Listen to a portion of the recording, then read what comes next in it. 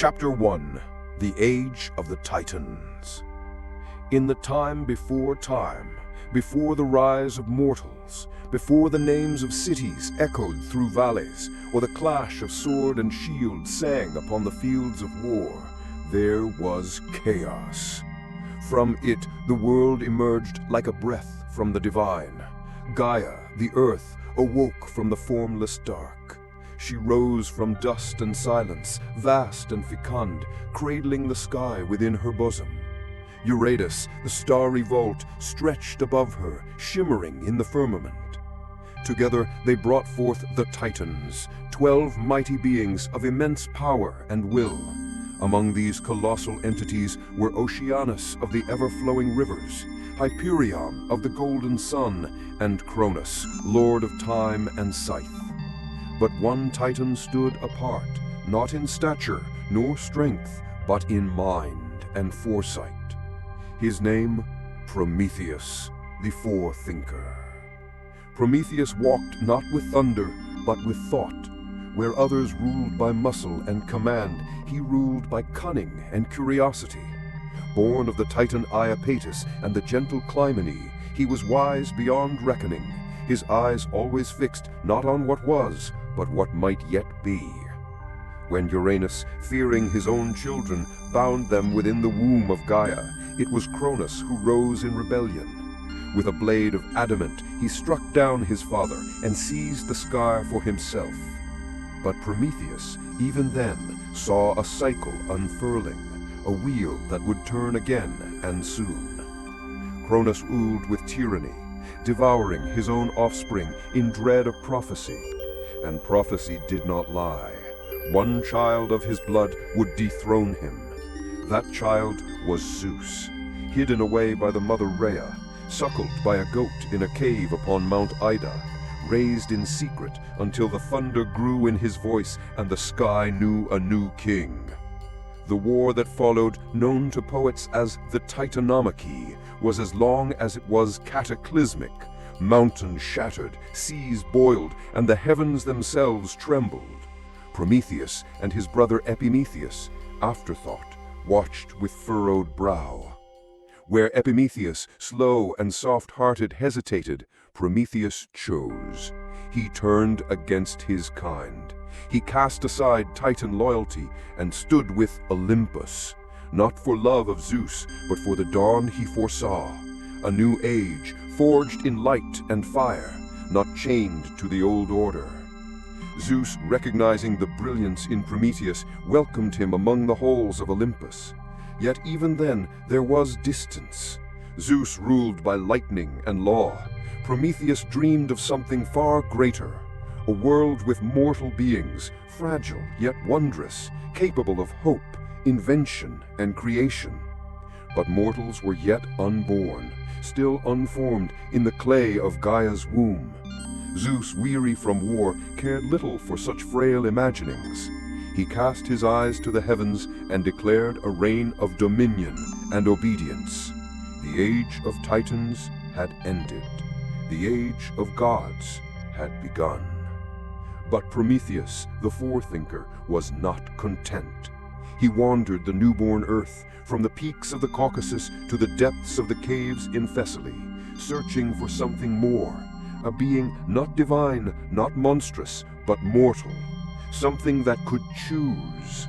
In secret, he began to shape them, men and women from earth and water, molded by hand and will. He gave them form, but they lacked heat, lacked power. They shivered in the darkness. They feared the night beasts, and though they had breath, they did not yet live. Prometheus looked to Olympus. In the hearth of Hephaestus, the god of the forge, burned the greatest gift of all, fire. A flame of divine origin, knowledge and warmth and power in its red core. But fire had been forbidden to mortals. Zeus, in his pride, denied it to the race of clay. So Prometheus brooded. He stood atop the crags of the world, wind howling around his cloaked form, and in his mind stirred rebellion once more. The age of Titans had ended, yes, but Prometheus, who had once defied Cronus, would defy again. For in his heart was not thunder, nor law, nor vengeance. In his heart was a spark, a vision of mankind rising, building, dreaming. And to rise, they would need fire. Chapter 2. The Creation of Man. The world was young. Rivers still carved paths through virgin rock, and winds sang through forests untouched by axe or fire. Olympus had risen above the clouds, a palace of storm and marble, where gods drank nectar and spoke the language of eternity. But upon the mortal earth there was silence. No cities stirred, no prayers rose. The creatures of fur and claw roamed freely, and shadows ruled the twilight. In this void, Prometheus walked alone, for his heart was burdened by a vision the gods could not see. He descended from his high refuge among the peaks and entered the low valleys of Gaia, where the soil was dark and rich. There, in the solitude of nature's cradle, he began his sacred labor, not with thunder or forge, but with his own divine hands. From earth and water he gathered substance. With careful fingers he shaped limbs and eyes, sinew and brow.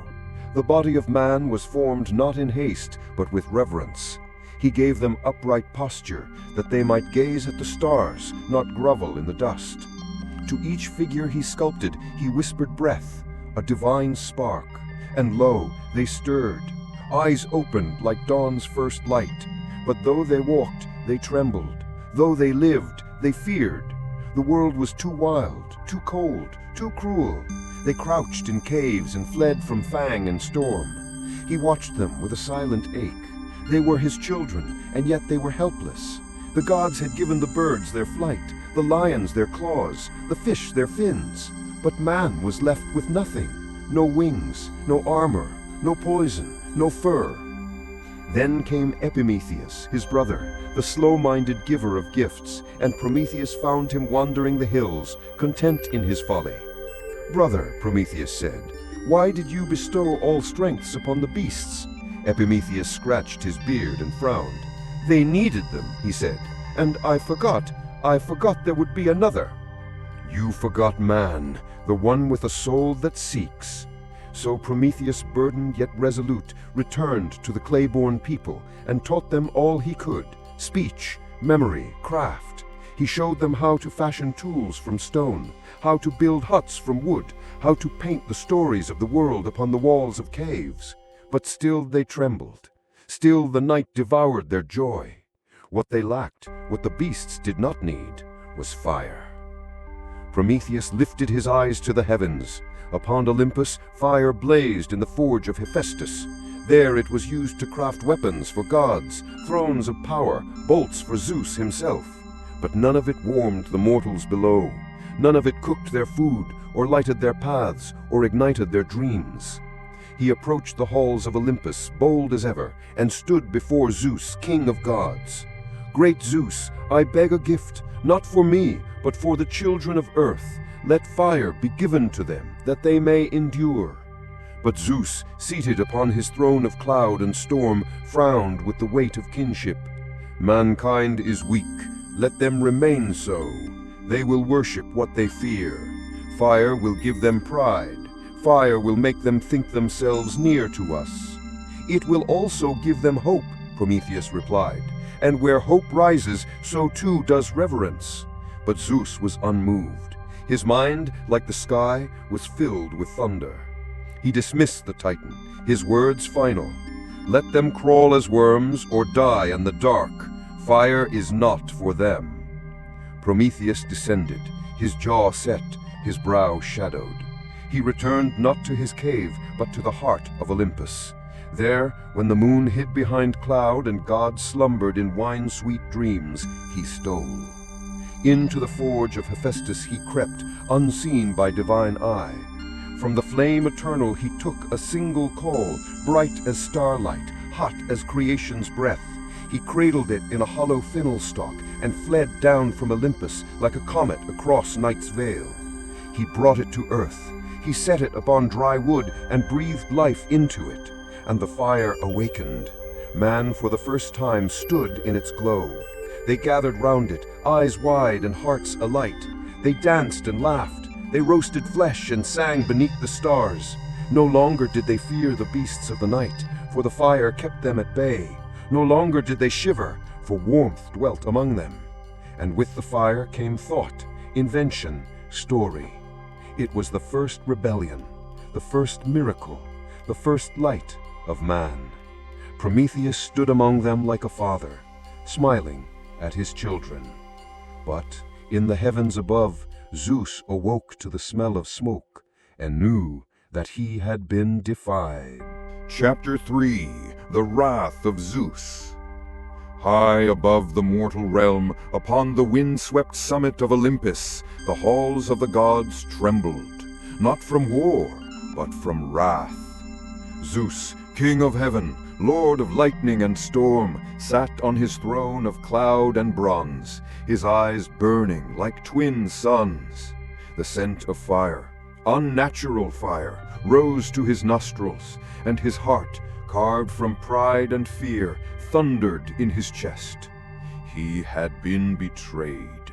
Prometheus, the wise, the cunning, the fire-bearer, had defied the will of heaven.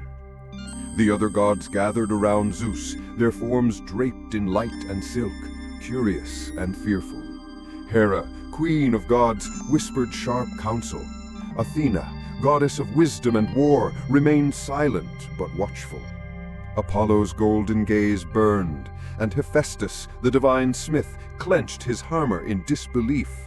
He gave it to them, to mortals, the spark of Olympus, he growled. He stood, and the sky darkened. Below, the fire blazed in human hands. Across the lands, tribes of men cooked, forged, dreamed. They painted with ash, sculpted gods in clay, and told tales of Prometheus, savior, father, friend. In Zeus saw not gratitude, but danger. Fire gave man defiance. Fire gave man ambition. If they are to become more than beasts, they will one day question even Olympus, Hera warned. They will build towers, Athena said softly, to reach us. And tear them down, Zeus roared, when they find no gods at the top. In his fury, he summoned the north wind. He rode the storm down from Olympus, his chariot drawn by eagles with wings of flame. Thunder boomed, the rivers swelled, lightning cracked the sky like a god's whip. Prometheus stood at the foot of a great mountain, watching the mortals gather. They offered him thanks, bread, wine, song. They had begun to worship not out of fear, but gratitude. And in that moment Zeus arrived. The sky split open, the earth shook, mortals fled like leaves before a hurricane. Zeus descended, crowned in lightning, his voice shaking the heavens. Prometheus, you have stolen what was sacred. You have given fire to those who should crawl. You have made gods of dust. Prometheus stood firm. I gave them only what they lacked, a chance to survive, to dream. They were meant to serve, Zeus snarled, not to challenge. They will still worship, Prometheus said, but now they will do so with voices, not whimpers. For a moment, all Olympus held its breath. Then Zeus raised his hand. Bolts of lightning gathered, blinding in their fury. But Prometheus, son of the old Titan Iapetus, did not flinch. You think this ends here, but you have only begun the war. And with that, he vanished. In Olympus, vengeance brewed like storm clouds. Zeus would not let the fire-bearer go unpunished. He called for chains. He called for pain. He called for a punishment so cruel, so eternal, that all who witnessed it would tremble at the thought of defiance. Hephaestus, reluctant yet bound to duty, was commanded to forge the chains, not of iron, but of divine bronze, unbreakable even by gods. And far to the east, in the shadow of the world, rose a mountain unlike any other, Caucasus, the jagged pillar of the earth. There the gods would bind Prometheus for all time, but that punishment would come later. For now, mankind burned their first fires beneath a sky trembling with fury. Epic and mythological storytelling style. Chapter 4. Chains of the Titan. In the pale light of dawn, when the mortal world stirred in fragile peace, a darker design brewed in the high reaches of Olympus. Zeus, unappeased by fury alone, summoned his will to action. For betrayal, there must be torment. And for Prometheus, the Titan who dared defy the king of the gods, there would be an eternal lesson written into the bones of the earth. He called forth Hephaestus, the lame god of fire and forge. Bound by divine order, the smith emerged from his cavernous workshop, his eyes shadowed by regret. He had forged weapons of war, crafted crowns for gods, and built palaces of glory. But this task tore at the very fiber of his divine soul. "You will bind him," Zeus commanded. "You will chain him to the world's end." "But he is kin," Hephaestus protested. "A Titan, yes, but one who aided you in the war." Zeus's gaze burned like the noonday sun. "So shall he suffer thrice, for fire, for defiance, and for arrogance." Hephaestus bowed in silent misery, then turned to his forge, where molten metal ran like rivers of sunlight. With hammers blessed by Cyclops and anvils older than the sky, he shaped unbreakable chains. Each link glowed with divine energy, forged not merely from bronze, but from wrath and law. When the time came, Prometheus stood without resistance. "I will go," he said, "not as a prisoner, but as a warning." Two silent servants of Zeus, Kratos, strength, and Bia, force, seized him, their faces without pity, their forms sculptured in pure might. Hephaestus followed, heavy-hearted, tools clanging at his side. Their journey led east, far from Olympus, far from man. Across deserts, frozen wastes, and silent lands untouched by mortal foot, they came to a place where earth kissed sky in jagged defiance, Mount Caucasus.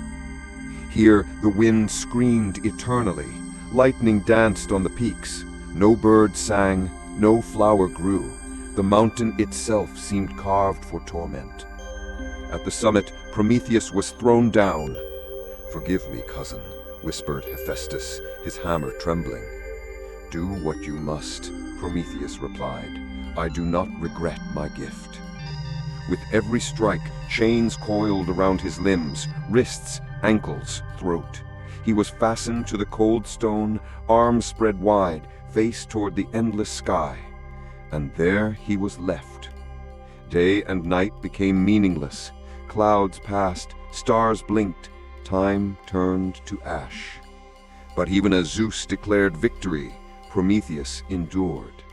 For he was the bearer of fire, not only of flame, but of spirit, of rebellion, of the will to rise. And though his flesh would suffer, his purpose remained unshaken. In secret corners of the earth, mortals whispered his name with reverence. Around fires he had given them, they sang of the chained god in the east. And in the dark, Prometheus smiled, not in joy, but in defiance. Chapter 5. The Eagle's Curse. The sun rose and fell over the peaks of Mount Caucasus, but to Prometheus, time became a circle of agony and endurance.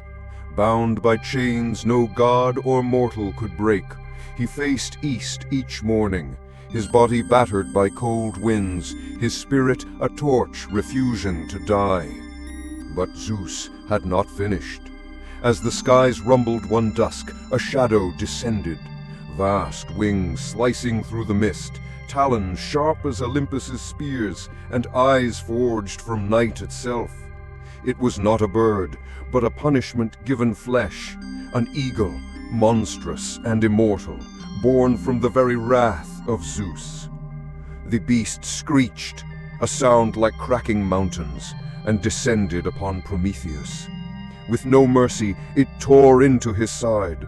His divine ichor spilled upon the rock, golden and glowing, dripping down the cliff like sunlight turned to sorrow. The eagle feasted on his liver, the organ of vitality and rage. Prometheus cried out, but not for help. His voice rose in defiance, echoing across the world, reaching the ears of those who once received his gift. And even the wind seemed to carry his torment as a song of warning. At night, the eagle vanished. By dawn, his liver had regrown, divine body cursed with eternal renewal.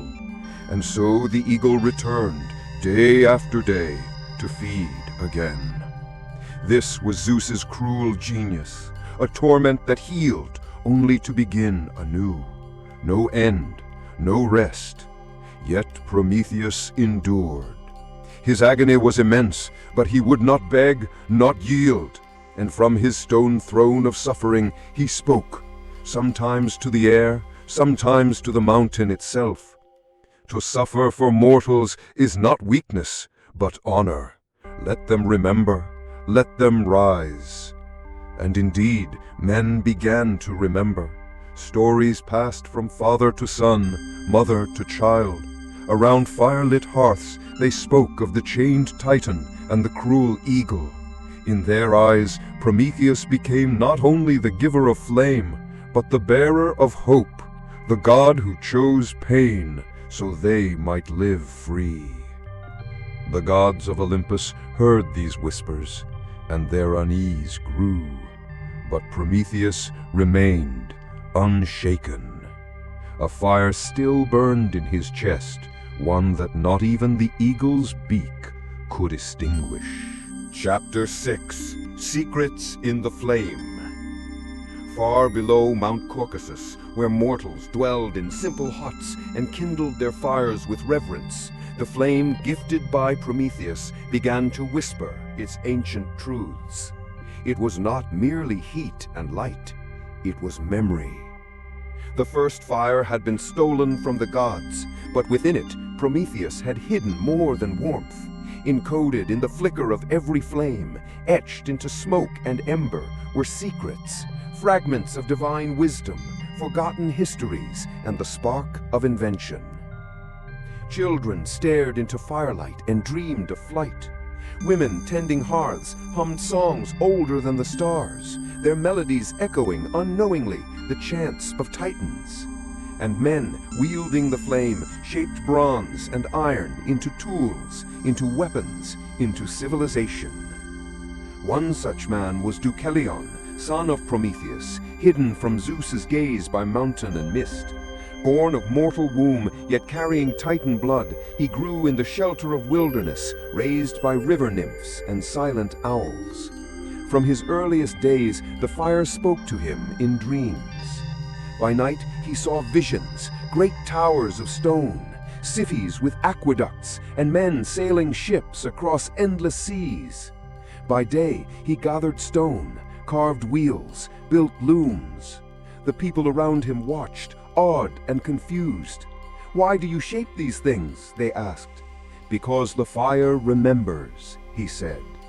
Word of Deucalion's work spread. Villages became towns, shelters became homes. Mortals learned to store grain, to forge metal, to write. But every leap forward came with danger. Zeus watched from Olympus, his fury like thunder on the edge of breaking. He saw mortals grow bold, powerful, inventive. He saw in Deucalion the shadow of his father, and he feared what might come next. Yet in their huts, humans sang songs of Prometheus by firelight. They did not speak his name with dread, but with love. The fire, once stolen, had become their own, and through it, Prometheus still lived. Chapter 7: Echoes of Olympus. Olympus stirred. From his alabaster throne, Zeus clenched his thunderbolt tighter with each passing tale of mortal achievement. The fire had not simply warmed mankind, it had awakened them. Temples rose, tools multiplied, Songs were written not for the gods, but for heroes, for thinkers, for those who defied fate. It was an affront. Has Prometheus taught them to forget the heavens? Hera hissed, her golden eyes aflame with contempt. Not forget, but rise, Athena said softly. The council of the gods convened, 12 thrones in a ring, surrounded by mist, marble, and stars. Ares slammed his spear into the floor. We should strike now, burn their cities, drown their memory. Demeter frowned. And kill the very crops I have taught them to grow? No, Zeus must act, but not through wrath. The king of the gods brooded, silent as the others bickered. But in his mind, a darker path began to form. If Prometheus would not beg, and mankind would not kneel, he would test them. Let us send them a gift, Zeus declared at last, his voice cold as the mountain tops. Something beautiful, something irresistible. He turned to Hephaestus, god of the forge. Shape for me a woman of perfection, crafted from earth, crowned with silver, veiled in mystery. Hephaestus bowed and began his work. Thus, beneath Olympus, hammers rang and divine fire danced again, this time not in rebellion, but in deception. The gods would answer Prometheus's fire with a spark of their own, a spark wrapped in silk and shadow. Chapter 8. Pandora's Birth. In the echoing halls of Hephaestus's forge, where divine fire met celestial metal, a figure slowly took shape. Pandora. Molded from the sacred clay of the earth, she was unlike any mortal. Her skin shimmered like dawnlight over marble. Her eyes held mysteries older than time. Her breath was the breath of Olympus, yet her body belonged to earth. Hephaestus shaped her limbs with craftsmanship worthy of the gods. Athena wove her garments, radiant and flowing, threaded with stars. Aphrodite touched her lips, blessing them with the art of desire. Hermes whispered into her ears the gift of clever words and subtle mischief. Apollo placed music in her voice, and Hera gave her a heart full of curiosity, a hunger not just for life, but for knowledge. Finally, Zeus stepped forward. In his hand, he held a sealed jar, ancient, ornate, and locked with divine sigils.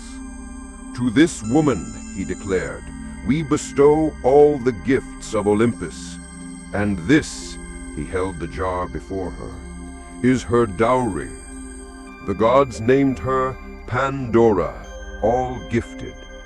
But hidden beneath the beauty and blessings was a silent curse, for the jar was not a gift, but a trap, a container forged to hold every sorrow, every pain, every dark fate not yet loosed upon the world. And Pandora, unknowing, was to carry it into the realm of men. Chapter 9. The Gift Among Mortals. From the gleaming halls of Olympus, Pandora descended to earth. She moved like morning mist upon the hills, like music remembered in dreams. Wherever she walked, flowers turned to face her, and silence yielded to whispers of awe. Men had never seen such a being. She was not goddess, yet more than mortal, not born, yet shaped by divinity. And in her hands she held a jar, mysterious, sealed, heavy with unknown purpose. Prometheus watched from afar. He knew. He felt in his bones the tremor of fate. Though the woman was beautiful, though her presence stirred the hearts of men, this was no gift. It was a warning, cloaked in silk and starlight. Still, he said nothing. His brother, Epimetheus, warm-hearted, impulsive, always trusting, was captivated the moment he saw her. Who is she? he asked the winds. "She is yours," the gods whispered. Pandora smiled. The earth celebrated her arrival. Birds sang sweeter, the rivers glistened. Humanity, still young and learning, welcomed her with joy. She spoke gently, laughed like rain on dry ground, and moved with grace taught by immortals. But in her gaze there was always that hidden flicker, that glint of the unknown. At night she would sit beside the jar. Her fingers traced the lid, feeling the divine sigils pulsing softly beneath her touch. Questions bloomed like fire within her. What lay inside? Why had the gods not told her? Why did Prometheus, the firebringer, avert his eyes? She asked Epimetheus, and he too curious, too in love, could not say. "Open it not," he said finally. "Let it rest." But it rested not. The jar pulsed like a heartbeat in the shadows. And fate waited. Chapter 10. The Opening of the Jar. The night was silent. A silver moon hung above the earth, casting its cold glow upon the humble dwelling where Pandora lay awake. Her eyes, wide and restless, stared at the jar, the gift of the gods, sealed but never silent. It pulsed, softly, steadily, like a second heartbeat in the room. A whisper curled through the air, not sound, but suggestion, not a voice, but a call. What harm lies in knowing? What danger in truth? She sat up. Epimetheus slept beside her, his brow peaceful, untouched by the storm building within her. She touched his hand briefly, a moment of hesitation, a farewell to innocence, then arose. The jar sat in the corner, gilded and ancient, its surface glowing faintly. Pandora stepped toward it. Each footfall felt like thunder in her chest.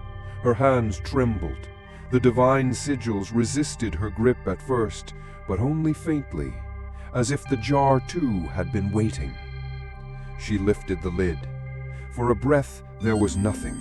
No sound, no light, just silence. And then it screamed.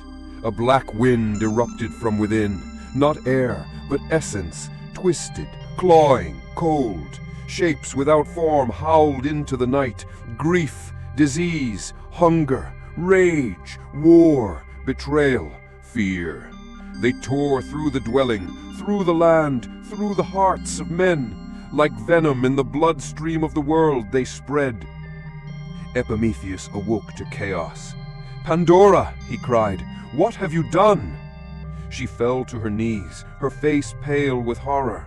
The jar slipped from her hands, crashing to the floor, but it did not shatter. It merely trembled. Then silence again. Pandora crawled toward it, and from within she heard something else. Not a scream, not a curse, but a whisper. Soft, gentle, radiant. She leaned close and caught the final presence within. Hope. Before it could flee, she sealed the jar once more. Darkness had escaped, but so had its answer. Chapter 11. Prometheus Punished. Far above the earth, beyond the clouds and stars, the halls of Olympus roared with wrath. Zeus sat upon his throne, thunder swirling in his clenched fists, his face carved from fury. Around him, the other gods watched in silence, some with cold justice, others with unease. "He has defied us," Zeus growled. "He stole fire," said Hera. "He taught them secrets," added Athena. "He gave them hope," Hades whispered. To Zeus, the greatest crime was not the theft of fire, but the spark of rebellion Prometheus had planted in mortal hearts. They now dreamed, they now questioned, they now dared. This ends now. Far below, Prometheus stood atop a lonely mountain. He had seen the darkness escape the jar. He had watched as mankind suffered and survived. He had heard the whisper of hope and knew it had been enough. He stood with no regrets, until the sky split open. Thunder rolled like gods marching, lightning carved the heavens, and from the clouds descended Hephaestus, the smith of Olympus, wielding divine chains. "I come not of hatred," Hephaestus said softly, "but of command." Prometheus nodded. "Then do what you must." With iron sorrow, Hephaestus bound Prometheus to the rock, chains forged from the will of Zeus, unbreakable by time, untouched by mercy. Then came the vulture. Born of Olympus's vengeance, it descended each day, a beast of nightmare with wings of smoke and eyes of fire. And each day it tore into Prometheus's flesh, devouring his liver. Each night his divine body healed. Each dawn the cycle began anew. Time passed, days, years, centuries. Prometheus hung upon that cliff in silence and agony. He did not scream, he did not curse, he endured. Not for pride, not for defiance, but because deep within his suffering he believed this pain was worth the gift he had given the world. Hope had been released, and in hope he waited for a hero to come. Chapter 12. Echoes of Hope. Beneath the mountain where Prometheus suffered, far across the valleys and rivers of the earth, the world had changed. The shadows loosed from Pandora's jar had seeped into every village and heart. Sickness stole children from their mothers. Betrayal fractured bonds. Greed stained fields with blood. Yet, through it all, humanity did not fall. They fought, they adapted, they learned. In the first village where fire burned, a boy watched his father hold flame in cupped hands. "Will it burn me?" he asked. "Yes," his father said, "but it will also warm you, protect you, cook your food, and light your night." From that moment, fire spread, not in destruction, but as craft. Clay hardened into pots, spears were tipped with bronze, trees became homes, not prisons. The night, once feared, was now filled with stories flickering in firelight. Villagers sat together, telling tales of stars and gods, of pain and courage. And every tale returned to the one who had given them fire, Prometheus. They did not forget him. In hidden places, philosophers began to ask, why do we suffer? Why do we love? Why do we dream? From fire was born thought. From thought came knowledge, and from knowledge came wisdom. Prometheus's gift had awakened more than just warmth. It had ignited consciousness. But in Olympus, Zeus watched with unease. The humans had not been broken. They had grown. And somewhere in the pit of his divine soul, he began to fear what might come next. Chapter 13. The Watcher in Chains. The wind howled high upon the mountain, slicing through the sky like a blade forged of Olympus itself. There, bound in agony, Prometheus hung against cold stone. His body had long grown used to the pain, his flesh torn each day by the cursed vulture, his bones broken, healed and broken again. But today, something was different. There was warmth. Through the endless haze of torment, Prometheus felt a pulse in the earth, a subtle rhythm that was not divine, but mortal. A quiet song carried by the wind, laughter, hammers striking bronze, chants of healing, fire cracking in hearths far below. He could feel them. Mankind. They lived, they endured, they remembered. and from their hearts a strange energy rose upward. Not prayer, but gratitude. Not worship, but respect. Prometheus closed his eyes. Visions came unbidden. A mother baking bread beside her daughter. A child drawing pictures of fire on a wall with charcoal. A sculptor chiseling the first statue of a god with flame-tempered tools. A group of elders telling a story, his story, to a wide-eyed children's circle. Through every pain-stricken breath, Prometheus smiled. "They have become beautiful," he whispered. In Olympus, the gods stirred. Hera noticed the shift. They revere him. Athena tilted her head. They learn because of him. Zeus stood by the edge of the clouds, silent. In the echo of the mortal realm, he too felt something unsettling. It was not rebellion, it was becoming. Back on the mountain, as night fell, the vulture screamed in the distance, but Prometheus did not flinch. He looked to the stars, the same stars humans now charted in their rudimentary maps. He had once gifted fire. Now, perhaps, he had given them the universe. And so, even in chains, the Titan waited, a silent watcher over a rising species, and the promise he had planted in their souls. Chapter 14. Pandora's Redemption. Far from Olympus, and far from the mountain where Prometheus hung, Pandora wandered the world in silence. She had once been beautiful beyond measure, crafted by the gods as a gift or a trap.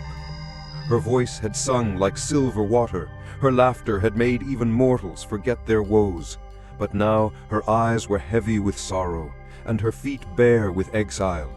The jar, once filled with every darkness, no longer burdened her hands. But something remained. At the bottom of that jar, hope had whispered. She traveled through villages she once cursed by mistake. The air was thick with loss. Fathers buried sons, daughters wept for futures stolen. Trust was scarce.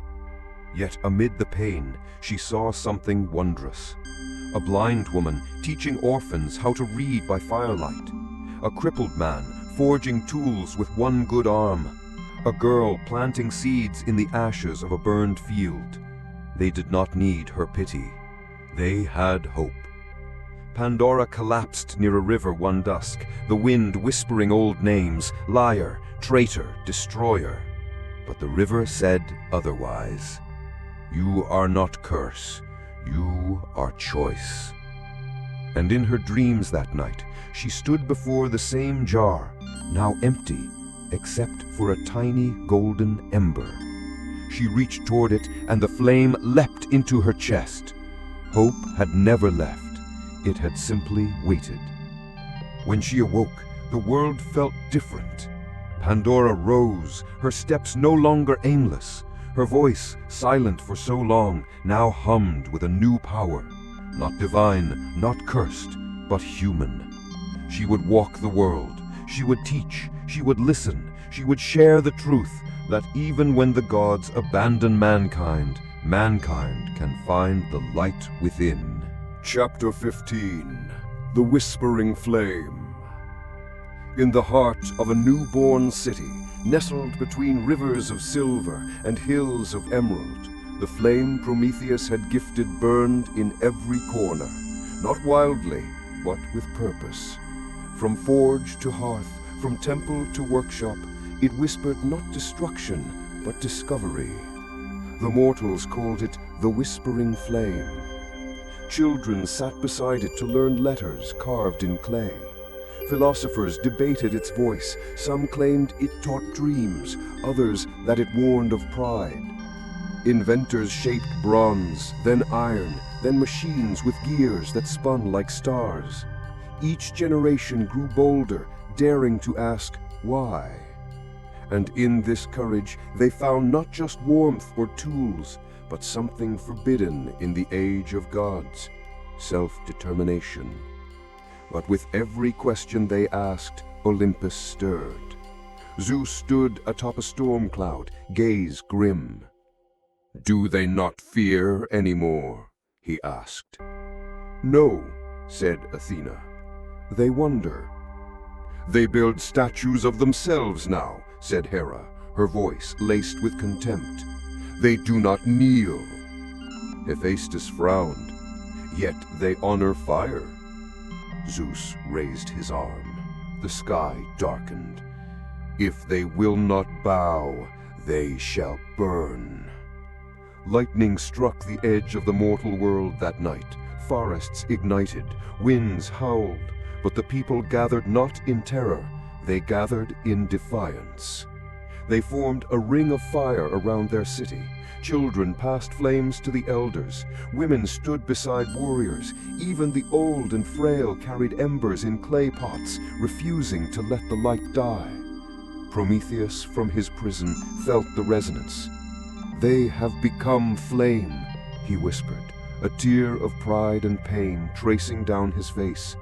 The whispering flame burned brighter than ever, not in hatred, but in remembrance and resistance. Chapter 16. The Wrath of Olympus. The skies boiled. Clouds black as obsidian rolled across the world. Thunder cracked not once, but constantly, like war drums of the heavens. And at the summit of Olympus, Zeus stood with arms raised, eyes burning with lightning. He had watched too long. Humans who once groveled now questioned. They carved images of heroes, not gods. They tamed storms with sails and built towers that touched the sky. And worst of all, they remembered Prometheus with reverence. "Enough!" he roared. "They have defied Olympus for the last time." He summoned the Olympian Council. The gods gathered in a blaze of power. Poseidon clenched his trident. "Shall I drown their cities?" Ares laughed. "Let me loose among them. I shall remind them of blood."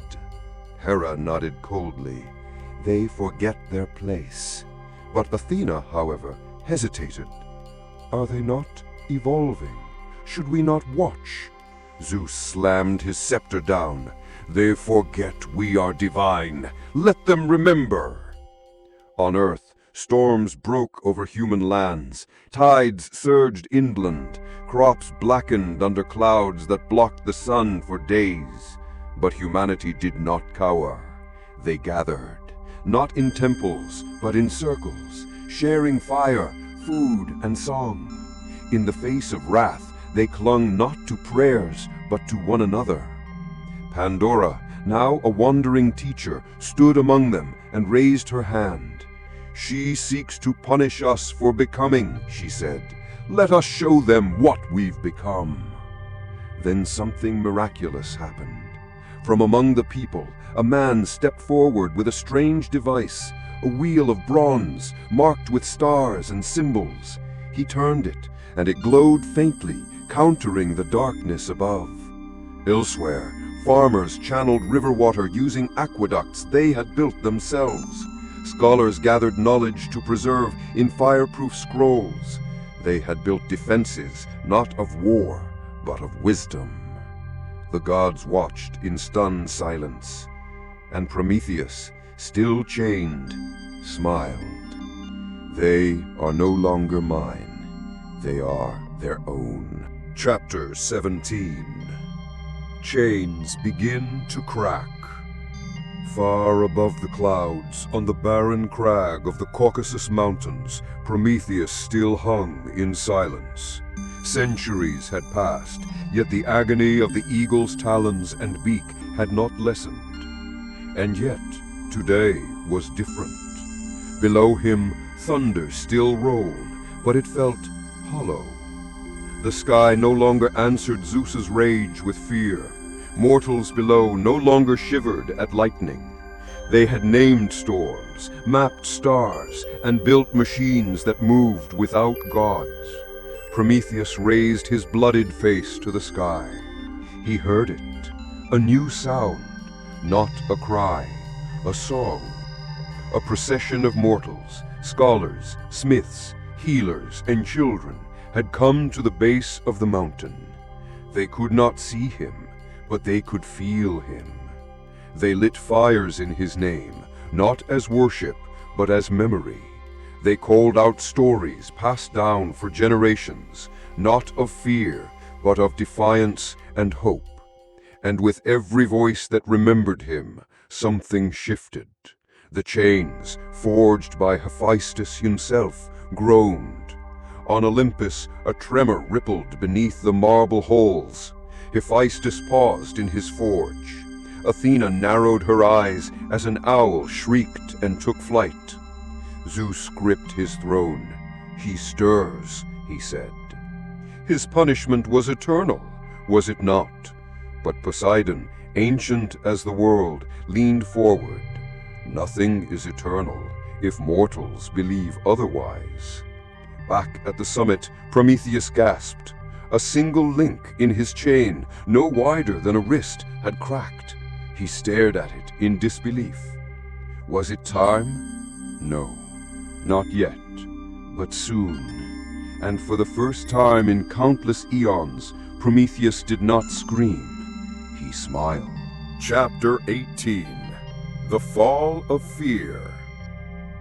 It began in a whisper. A farmer in Thessaly, staring down a withered field during Olympus's storm, raised his fist skyward, not in plea, but in anger. "You do not feed my crops, I do."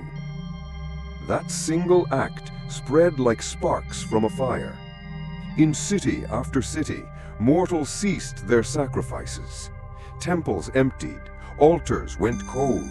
Statues of gods, once cleaned with reverence, stood untouched, weathered by the same elements they had once commanded.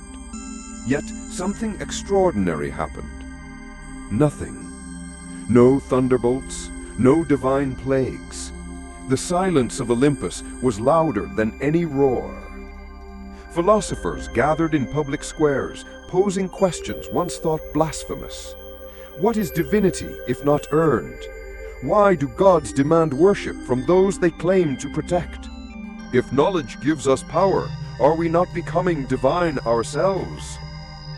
Athena, hearing their words, remained silent, but her owl perched near a mortal's lectern, watching, listening. Prometheus, still chained, but no longer forgotten, felt the trembling grow stronger. Another link snapped. This time, he laughed. A deep, triumphant laugh. On Olympus, the gods stood at the edge of the clouds. Below, fires of invention and art blazed in every city. Astronomers mapped stars farther than even Apollo dared travel.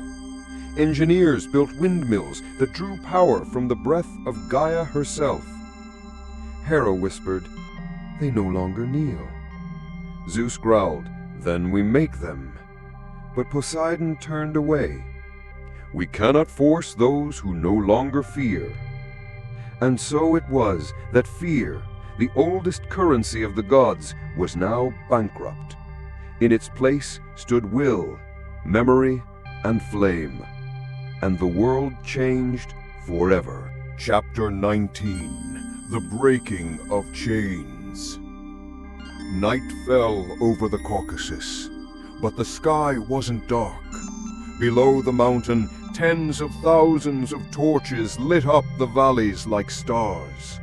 A great human caravan had arrived. Scientists, philosophers, warriors, poets, and children. They had no gods to guide them, only memory, will, and courage. At their lead walked a young woman with hair like flame and eyes full of fire. Her name was Ilara. Prometheus stirred.